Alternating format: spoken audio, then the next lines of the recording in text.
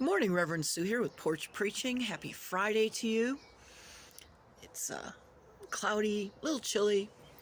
Birds are still singing. So, following along on this idea about grief and about loss, and I saw a meme yesterday that said, grief is not a place that you stay, it's simply a passage, and it is not a sign of weakness. Instead, it is a sign that there was love. I like that.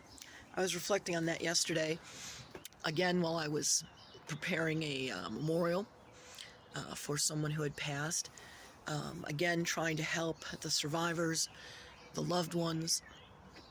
Sometimes when grief and loss is occurring, there really are no words. People try. The things I've heard people say at wakes, I'm just sort of cringe. They mean well, but again, it's not about words. I'm sitting out here on the porch this morning, and I'm thinking about loss, grief, and reflecting that one of the things that nobody talks about, at least I haven't seen it in any of the places where I've studied grief and loss, is about counting. Counting. When one experiences a loss, you count. You count seconds. You count minutes, hours, days, weeks, months, even then starting to tick off years and remembering anniversaries if someone has passed, or at least reflecting on those points of loss.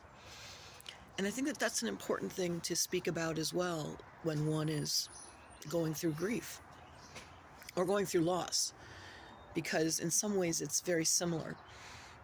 There's a marking of the moment when you are absolutely aware that a loss is taking place in your world. And again, as grief comes into that, you literally are breathing minute to minute, hour to hour, day to day. And if you've never been through that, understand that it is not permanent. It's a passage, but it can send you into a tailspin if you have never experienced it, or experienced it deeply or fully or strongly.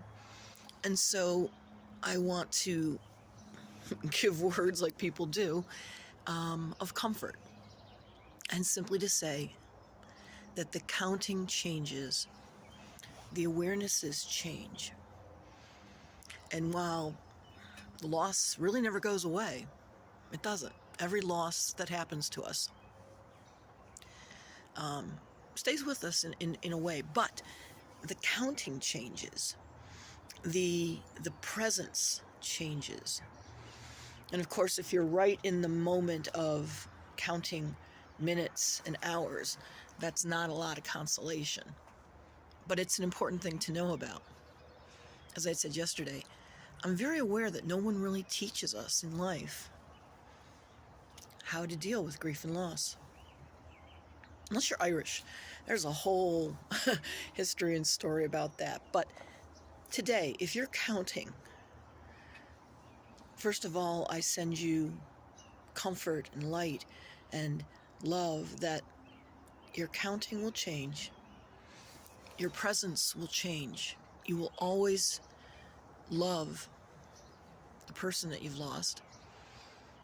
If you are going through a loss for job, for relationship, for house, those things you can put away, but the memories, the love that's around it, that does stay with you if there was love about it. But the counting will change. And so just knowing that, some days that can help you as you're walking through that passage of grief. We're going to talk a little more tomorrow too. Who knows what I'm going to think about or what I'm going to reflect on, but I'm going to share it with you.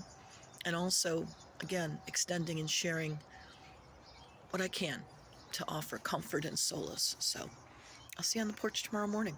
Blessings, amen, and a women.